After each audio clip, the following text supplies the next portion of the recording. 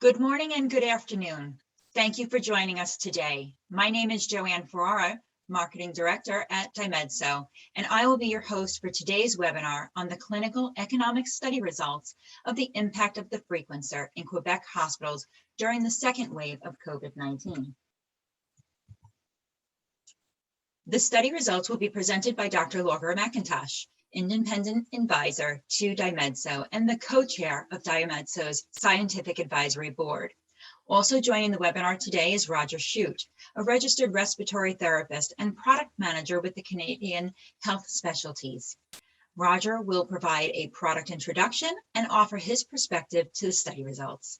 Dr. Simon Fanoff is also joining us today for our Q&A. He is emergency physician and Dymedso's Chief Scientific Officer.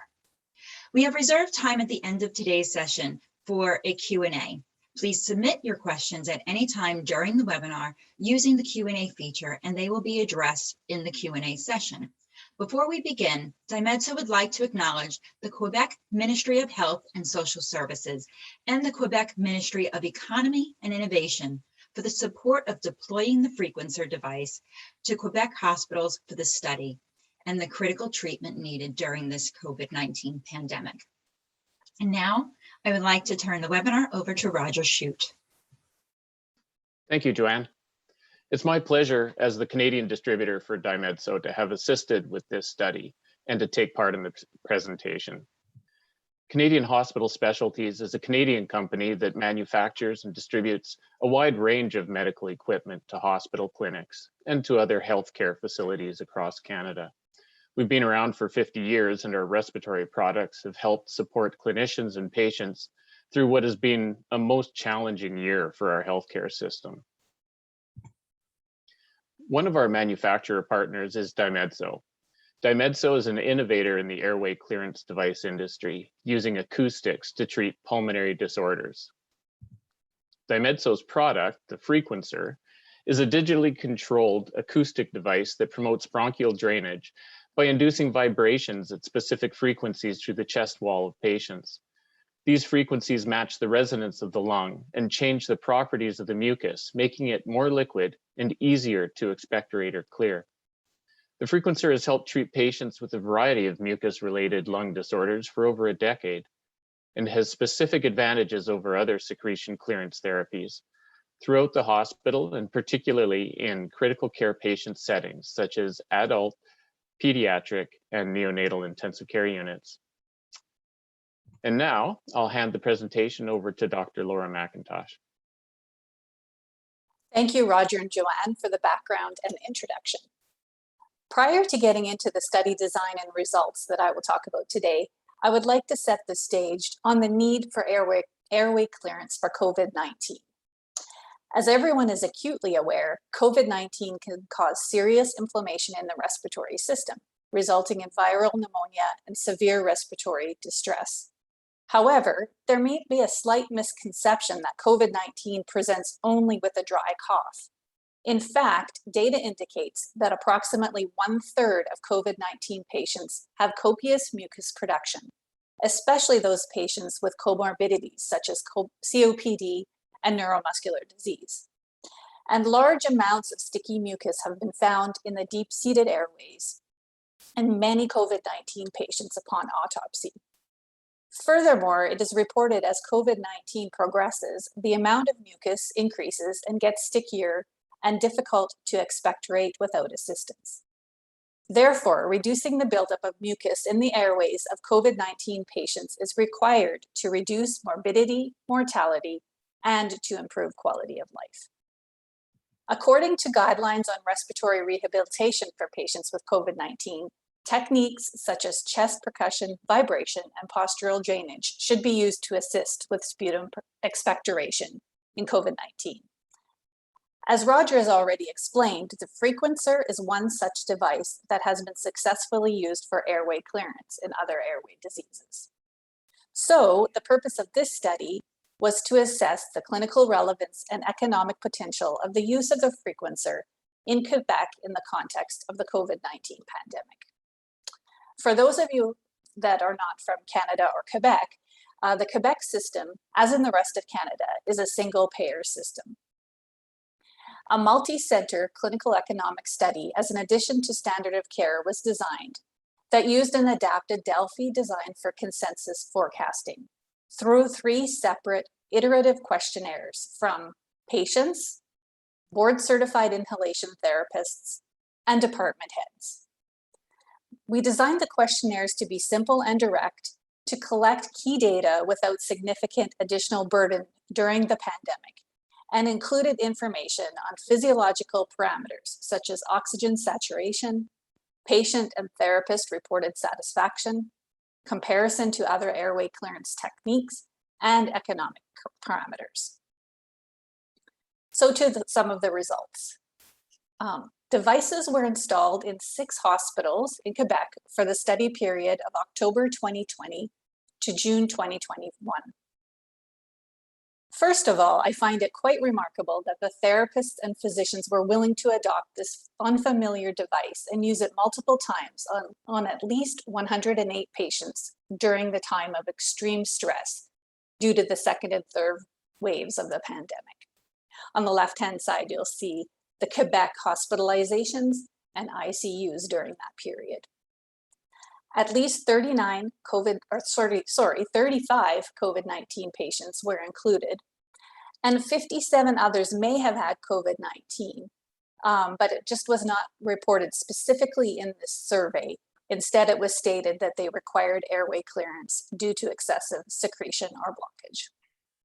Although the study was meant to include COVID-19 patients only, it is interesting that the devices were used on other patients requiring airway clearance, including successful use post-surgery, use on intubated patients, and use in COPD and pneumonia patients. This demonstrates the broad utility of the therapy. Next slide. As Roger stated, the Frequencer has been used for several years in airway clearance, mainly for cystic fibrosis patients, but also for post-operative patients, neuromuscular patients, and in neonatal and pediatric intensive care units. In this setting of COVID-19, the device was also effective. I'll walk you through some of the stats on the middle of the slide. 41% of the patients had improved oxygen saturation or other gas exchange measures. For the remainder of the patients, levels were already near normal at the treatment onset, so they did not improve because they were already normal. 70% of the patients showed an improvement in clinical status, such as better management of secretions, reduced dyspnea, or that they could breathe easier, and improved expectoration capacity. 85% of the patients perceived that their respiratory condition improved. And all of the therapists indicated that the Frequencer improves the respiratory condition of patients. One such therapist stated that patients treated with the device were not able to expectorate before the treatment. It is obvious that without the treatment, their medical statement would have deteriorated. Next slide, thanks. Next, to the satisfaction measures from patients. There will be a few graphs like this one in the upcoming slides, so I will spend a few moments just explaining to familiarize yourself, and then we can move on quickly through the next slides. So this graph shows results of patient-reported satisfaction, where 4 questions were asked regarding general satisfaction, the first bar, comfort, the second bar, efficacy, the third bar, and breathing status, the last bar. For each question, the patient was asked to rate their experience on a scale of 1 to 5, with 1 being very negative and 5 being very positive. The bars for each question indicate where most of the results fall, and the X's highlight the mean, the dots indicate outliers, and the whiskers indicate the variability. So, for example, for the question on comfort of treatment, the second bar, most of the patients gave a score of 4 or 5, being very or extremely comfortable, with a mean of 4.2. The lowest score given was 3, which indicate comfortable, and the score of 2 was considered an outlier as only 1 patient reported this, and thus it is way beyond the other data points in the data set, so not considered as a valid response. Questions related to overall patient satisfaction came back very positive. All scores were above the midpoint of 3, with patients indicating that treatment with the Frequencer was very comfortable, efficacious, and it helped them to breathe better. Next slide. Similarly, very positive feedback was received from therapists and department heads. Similar questions were asked to these groups on comfort, efficacy, and ease of use, but they were asked in slightly different ways to those of the patients. And all of these rated the Frequencer very high. A mean above 4 was rated for general satisfaction, comfort, and ease of use, and a mean above 3 for efficacy.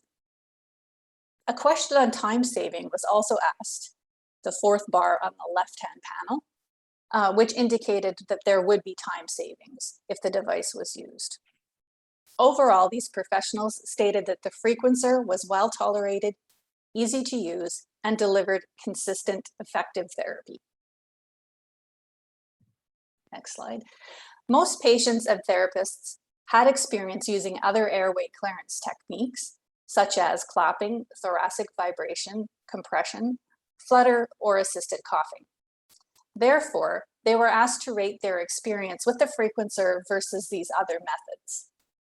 The Frequencer rated better than the other airway clearance methods regarding ease of use, ease of treatment, efficacy, and productivity gain. Furthermore, therapists indicated that patients were more compliant with this treatment. The uniformity treatment was better, and less patient mobilization was required. Next slide.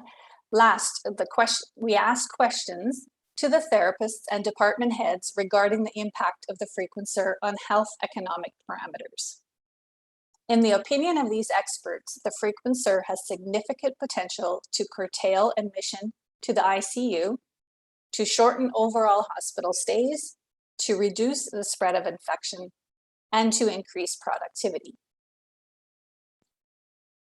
On the very far left, we can see that 82% of the therapists and 100% of department heads expect the Frequencer will curtail ICU admissions.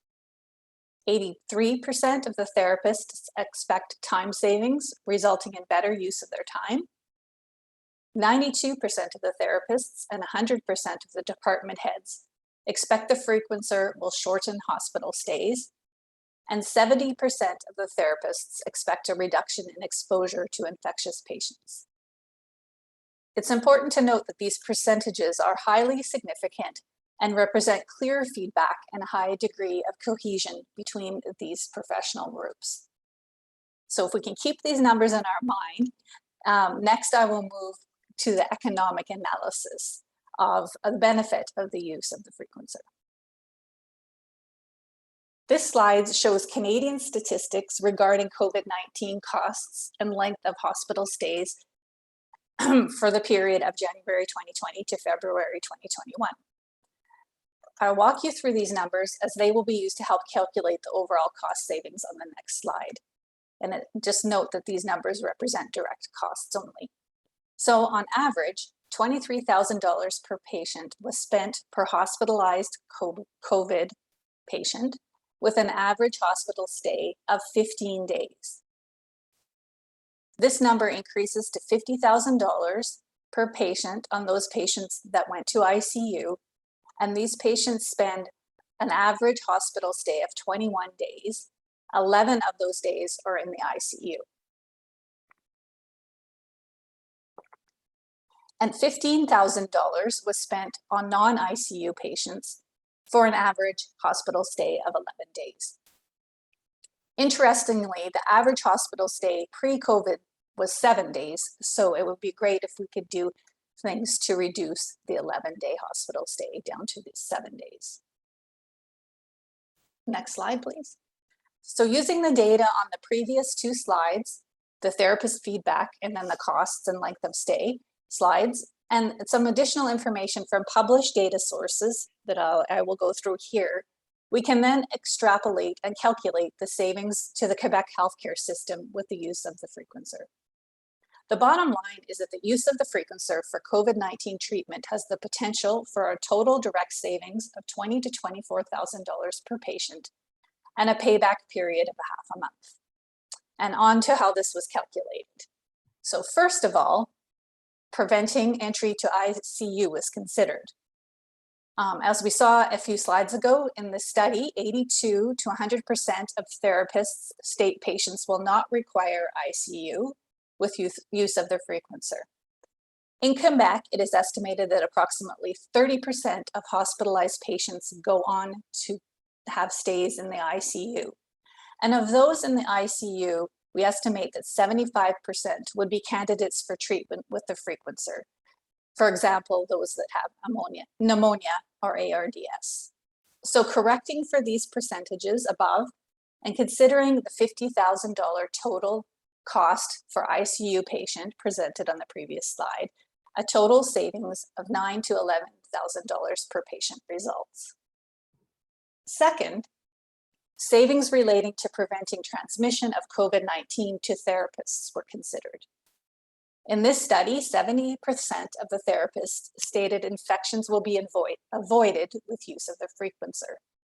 So adjusting for this percentage and estimating between $3,500 and $4,600 of salary for a primary and replacement therapist for 3 weeks, a total savings of $6,000 to $8,000 per patient results. And last, savings related to shortened hospital stay were considered. 92 to 100% of the therapists stated that the Frequencer will shorten hospital stays. An average ward stay is 11 days, as we previously reviewed in the non-ICU, and at $1,400 per day, we calculate, or if we set a goal of going back to pre-COVID-19 stays at 7 days and adjust for the therapist opinion, we calculate a total savings of $5,000 per patient. Adding each of these amounts thus results in the $20,000 to $24,000 savings per patient, which is quite conservative, in fact, as this does not consider costs associated with the loss of work productivity, informal care, follow-up therapy, and long COVID-19 effects that are likely to continue for many years to come. In addition to these savings, and perhaps more importantly, patient quality of life is improved. Thus, the long-term value of such a device is vastly understated. In conclusion, the Frequencer was well accepted from the beginning, and it was confirmed to be effective at clearing pulmonary secretions, both in COVID-19 and non-COVID-19 patients. Very positive feedback was received from patients, inhalation therapists, and department heads, and the Frequencer was rated better than other airway clearance methods that these people had experience with. There was a high consensus of expert opinion that the device will curtail admission to ICU, shorten overall hospital stays, reduce spread of infection, and increase productivity. A conservative total direct savings of $20,000 to $24,000 per COVID patient is calculated. Thus, the device very quickly pays for itself. The same benefits are expected for any ICU stay related to respiratory disease. As everyone is aware, the COVID-19 pandemic is unfortunately not over, and many areas are experiencing the fourth wave due to the Delta variant. I saw today that case numbers in Quebec are up to 365 after having been below 100 for a number of weeks. So, although this study has completed, the equipment remains at the hospital sites to be ready for Delta variant related admissions and also for long COVID respiratory issues. Next slide. And those hospital sites where the Frequencers were placed are listed here on the left-hand side. Dymedso would like to sincerely thank the therapists, the department heads, and patients at these sites for their valuable feedback and participation in the study. Additionally, a prospective crossover non-inferiority randomized controlled trial in adults and children with COVID-19 is currently ongoing at the 2 sites listed on the right-hand side.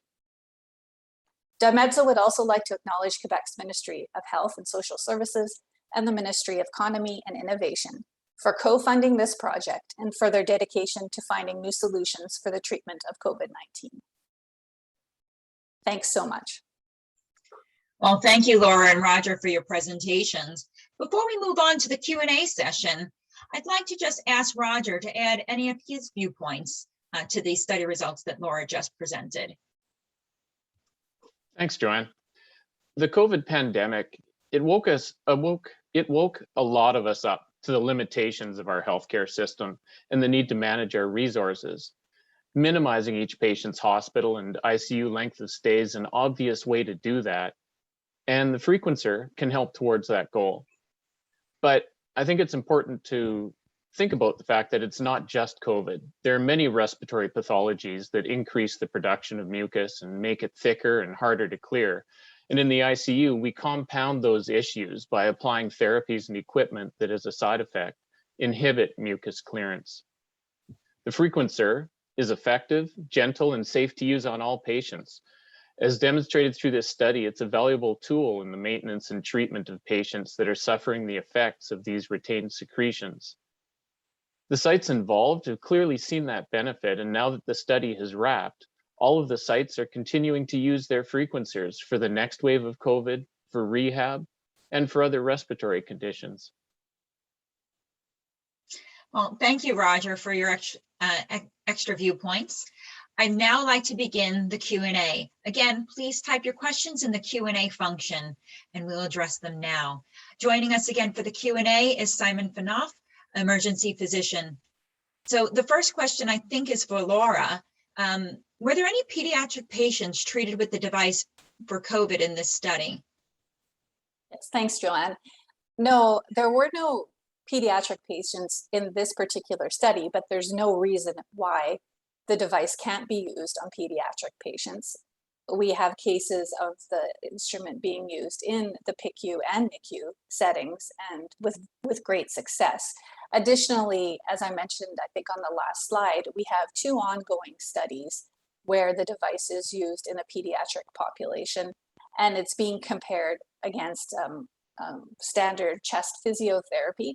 So those results should be coming out shortly. And these are on COVID-19 pediatric patients as well as non-COVID-19 patients that are in the PICU and are critically ill. Okay, thank you for that. I think the next question I'm going to send over to Simon.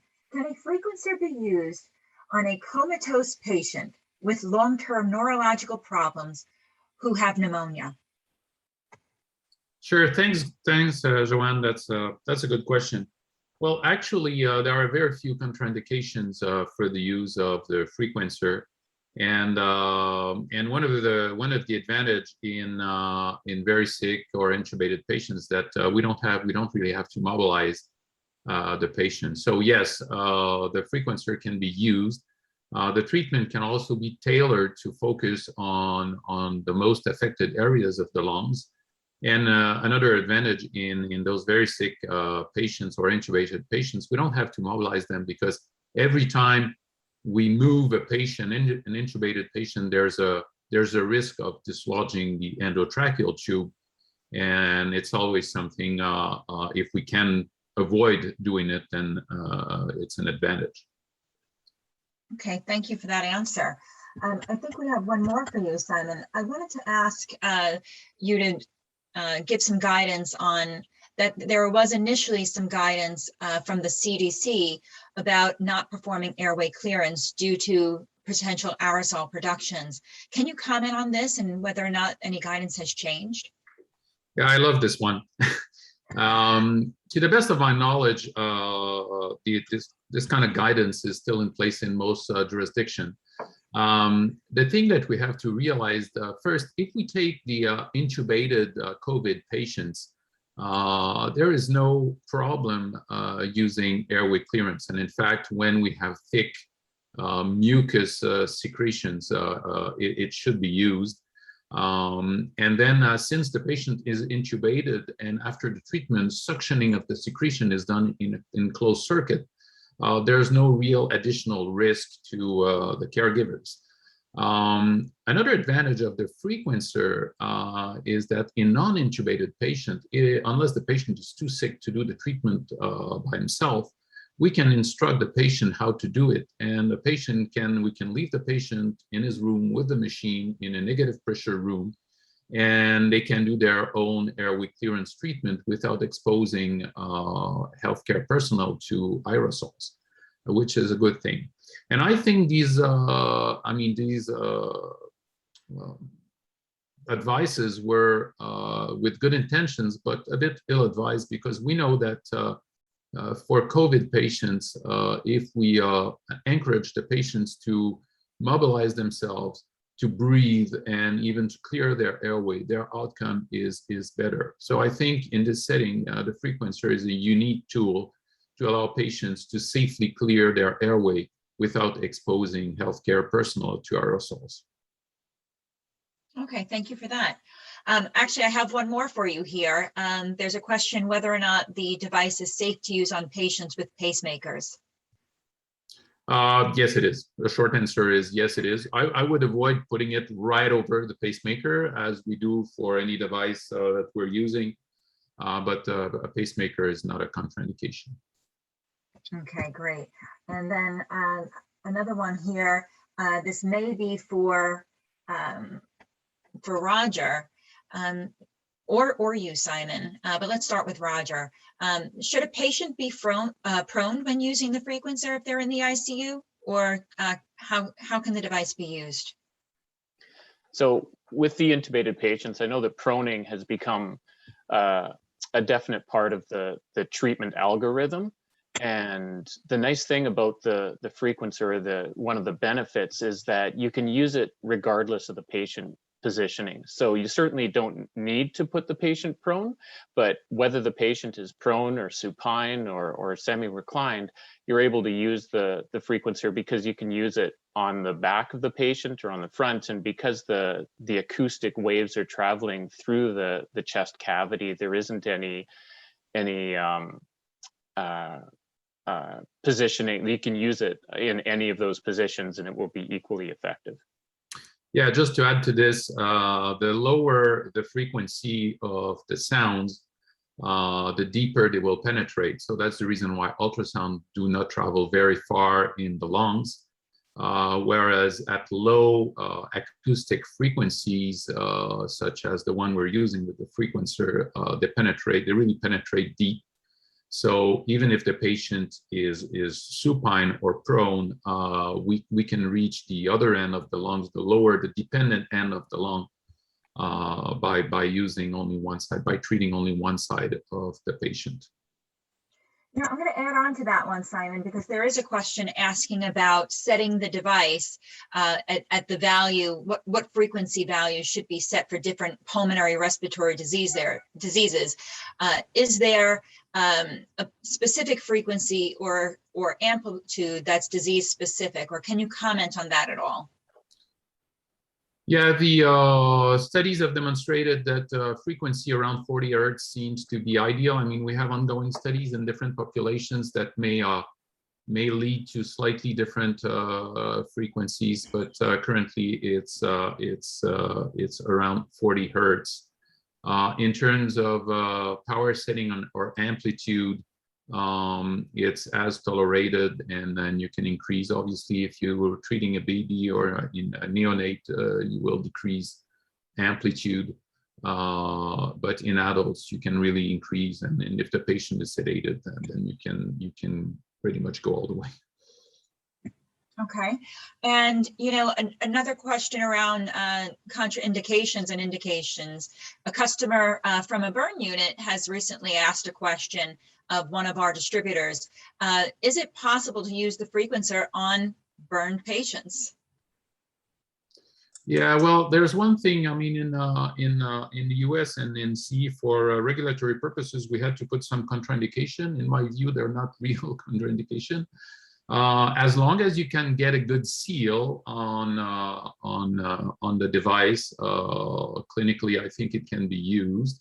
Obviously, one of the limitations, if you have burns and then you have dressings, this may become a barrier for using the device, but I wouldn't consider it. If you can, if you can place the device around or away or in between the burned areas, I don't see it a real contraindication. And the thing, it's always in these settings, it's always, we have to balance the risk and benefits. If we have a burn patient that has the patient will likely die from a pulmonary, whether it's an inhalation injury, will more likely die from the lung condition than the skin worries that we may have from the use of the frequencer. So in balancing the risk and benefits, in a burn patient, I think I wouldn't hesitate to use the frequencer even over a burnt skin area in order to treat a more serious lung condition. Yeah. Okay, you know what? Just because a bunch of questions are coming in around contraindications, why don't we just address it straight out? Let's hear your answer, Simon, on contraindications, and then we'll see if any others come in. Yeah, the contraindications are basically common sense. Like there's one that says avoid doing the treatment while eating or right after eating. Again, I think it's very unlikely that someone applying the frequencer could induce choking, but it's a contraindication. But these are the kind of contraindication. So we don't really see them in clinical setting. And is there a benefit of using the frequencer on a lung cancer patient? Well, I don't think it can treat lung cancer if the patient, and if the lung cancer is totally closing the main bronchus or something like that, it's unlikely that the frequencer will be of any benefit, but there's no contraindication of trying it. On the other hand, if the patient has lung cancer leading to mucus and secretion production, yes, the frequencer can obviously be used, but if it's a mechanical blockage by the tumor itself, it's unlikely that the frequencer will provide any benefit. Okay, I think I'm gonna turn this one over to Roger. There is a question around the disinfection process recommended for the use of the frequencer in COVID-19. Can you talk to how to clean the device, and also regarding the frequencer's adapters? Can you share information about that, please? Sure, thanks, Joanne. Each frequencer has an individual patient, single patient filter that can be reused over time, but that filter stays with the patient, and so that keeps bacteria and other infectants from getting on the actual working surface of the frequencer. And then for the rest of it, it's really a fairly simple device with a plastic housing, and so any of your disinfection procedures where something is coming out of a room. I mean, we have hospitals that have frequencers that they will leave in the room with the patient for the duration of the patient's stay. But if it's a frequencer that you're moving from room to room, then your standard disinfection procedures of wiping down with a disinfectant would apply to the frequencer as well. Okay, before we continue with the Q&A, I just want to remind everyone to submit their questions in the Q&A panel, and we'll continue now moving forward. So the next question actually is around training. So I think I'm going to stick with you, Roger. Is there any specific training required for the frequencer, or does the can the patient do this at home, or do they require a care person? Yeah, one of the nice things about the frequencer is how simple it is to use. It's got a little bit of a touch screen on it, and there are some settings that you can adjust, but really once you've found the comfort level with the frequencer, there's really only two settings, and one of them stays right at where Dr. Phaneuf mentioned that 40 hertz seems to be the sweet spot, and then it's really about how strong do you want that that hum against your chest. And we have a lot of customers that have purchased for home use, either on themselves or on infants or children within the household. It absolutely is something that takes about 15 minutes to learn how to use and to use effectively and safely. Okay, thank you for that. Simon, I just was hoping you could add a little bit of additional commentary on the impact of the device in a clinical setting. What would be the recommended protocol around using the device on an intubated patient? Is there a minimum or maximum length of time to use the device? What's the suctioning requirements on an intubated patient? Yeah, from experience, I mean, the treatment in itself is about the same whether the patient is intubated or not intubated. Obviously, the intubated patient can generally not do the treatment themselves. But we're talking about the treatment itself, about 12 minutes. People, caregivers or RTs have to be ready to suction the patient because, I mean, it's an airway clearance device. It will generate secretions will move from the smaller bronchi to the main bronchi, and we'll have to likely aspirate the patients. And we found that it's good to keep an eye on them for about 30 minutes after treatment because they may need repeated suctioning after the treatment. So it's good practice to stay around or come back to see if the patient needs further suctioning. Okay, I think we have time for just one more question. Do you have any additional opinions around using the Frequencer on patients who are now going to show up with the Delta variant? Well, the Delta variant is slightly different, but it remains basically the same virus. So the difference is that it seems to be much more transmissible and maybe slightly more dangerous, maybe especially for younger populations, although there's a selection bias because it affects younger patients because they're less vaccinated. But basically in terms of care, it's the same thing. Okay, thank you. And thank you really all of you for your great answers to these challenging questions today. I'd like to also thank Roger Shute and Dr. Laura McIntosh for their presentations as well. You're very welcome. Thank you all. Yes, so and also thank you to all the participants for joining our webinar today and for giving us some great questions to address.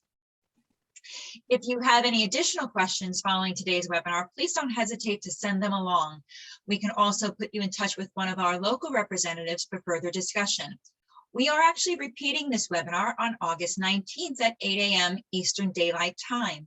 So if you joined late or if you have a colleague who you think might be interested in the results, please contact me and we'll get them registered, and we look forward to seeing you again.